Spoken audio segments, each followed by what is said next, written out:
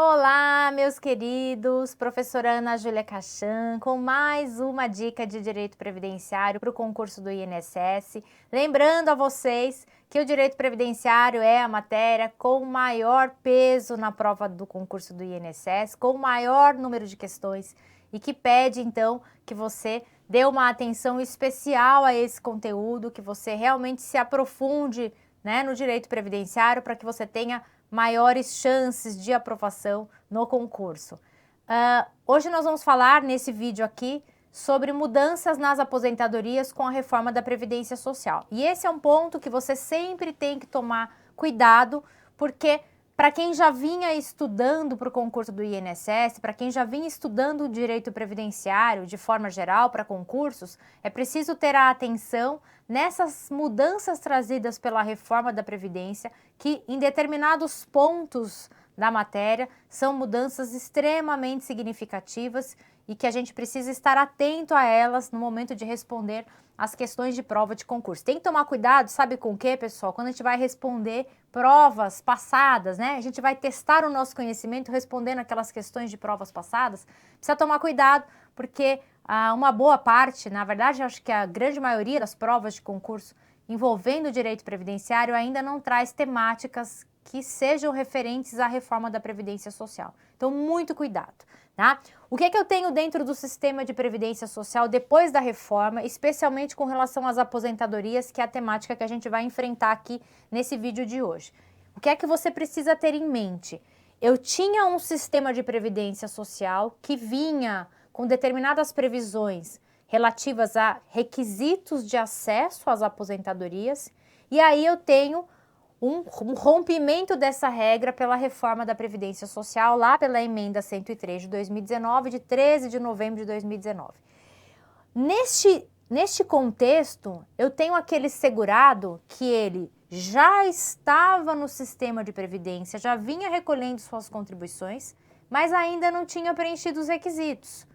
Então, ele não tinha direito adquirido, ele não podia se aposentar com a regra de antes da reforma, porque pela regra de antes da reforma, ele só consegue se aposentar se ele preencheu todos os requisitos até 13 de novembro de 2019. Se ele não preencheu, ele naturalmente está submetido à regra nova. Por quê? Porque eu não tenho direito adquirido a regime de previdência, eu tenho direito adquirido a benefício se eu preencho os requisitos. Perfeito? Quando vem uma mudança brusca na norma, como é a reforma da Previdência Social, ela traz no meio do caminho algumas regras transitórias ou regras de transição, que são regrinhas intermediárias para atingir justamente esses segurados que já estavam lá pagando o INSS, que achavam que iam se aposentar por aquela regra, mas que não deu tempo, que a reforma veio antes. Essas pessoas, essas figuras, elas são atingidas pelas regras transitórias e pelas regras de transição, que são várias aí previstas nesta emenda 103 de 2019. O que a gente vai falar aqui é como ficou a aposentadoria depois da reforma. Nós não vamos falar de todas essas regras transitórias, vamos falar do que acontece com a aposentadoria na regra que a reforma trouxe, que é uma regra que vai atingir aquelas pessoas que entraram no sistema depois da reforma, depois de 13 de novembro de 2019, elas estão 100% submetidas a essa regra nova, mas também vai acabar atingindo aquelas pessoas que já estavam no regime antes da reforma, mas que a regra de transição não ficou favorável, não está fácil de cumprir os requisitos na regra de transição ou na regra transitória. Então, como é que fica, vamos ver aqui agora, como é que fica a aposentadoria depois da mudança pela emenda 103 de 2019. Então, vamos lá para entender o que acontece com o nosso sistema de previdência social nas aposentadorias depois da reforma da Previdência Social. Na verdade, o que a emenda 103 fez foi juntar dois benefícios em um. O que é que eu tinha antes da reforma? Antes, como era antes da reforma? Eu tinha dois benefícios, a aposentadoria por idade e a aposentadoria por tempo de contribuição. Aqui na aposentadoria por idade, 65 anos de idade para o homem, 60 para a mulher, com carência de 180 meses. Carência, né, que é aquele pagamento em dia, aquele número mínimo de contribuições que a gente precisa ter para ter direito a determinado benefício. Tempo de contribuição antes da reforma, 35 anos de tempo de contribuição para o homem, 30 para a mulher, com 180 meses de carência, tá? Sem idade mínima. Essa era uma aposentadoria que não exigia idade mínima. O que é que fez a reforma da Previdência Social? Olha só, ela juntou. Ela estabeleceu uma aposentadoria com tempo mínimo de contribuição e idade mínima, né, que o sistema vai chamar de aposentadoria voluntária ou aposentadoria programada ou programável, né, como está lá no decreto 10.410. Esta aposentadoria que junta a idade e tempo de contribuição vai juntar os requisitos. Vai exigir para o homem os 65 anos e os 20 anos mínimos de tempo de contribuição, tá? Reforçando, a gente não está falando de regra de transição ou regra transitória, da regra que a emenda impôs como regra de aposentadoria depois da reforma. A mulher, 62 anos de idade, a idade da mulher aumentou 2 anos, 15 anos de tempo de contribuição. Mas olha só, onde está a maior diferença?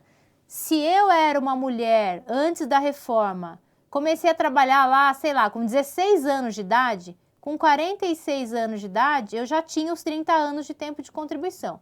Se não tinha idade mínima lá atrás, né, porque eram 2 benefícios separados, eu já poderia me aposentar.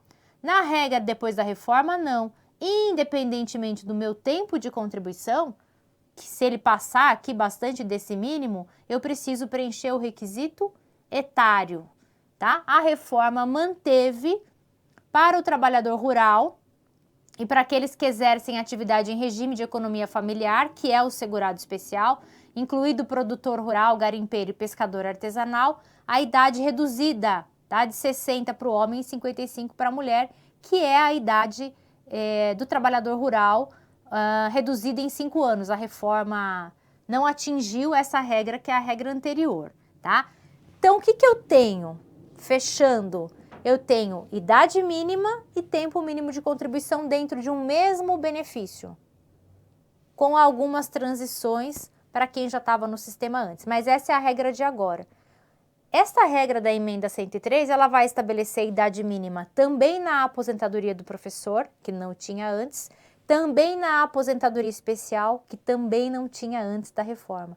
Então, a ideia do sistema hoje é estabelecer uma idade mínima para as aposentadorias que a gente chama de voluntárias, né? Que são aquelas que a gente vai requerer se a gente desejar e no momento que a gente desejar. Não são aposentadorias compulsórias ou como aposentadoria por incapacidade permanente, que pode ser concedida de ofício pelo sistema. Essas voluntárias, pós-reforma, todas com idade mínima, né? A idade vai variar aí dependendo da espécie de aposentadoria, tá? Regra geral, 65 para o homem, 60 para a mulher, 20 anos de tempo mínimo para o homem, 15 para a mulher, na regra trazida pela reforma da Previdência Social, que vai atingir os segurados que entraram no sistema depois da emenda, depois de 13 de novembro de 2019.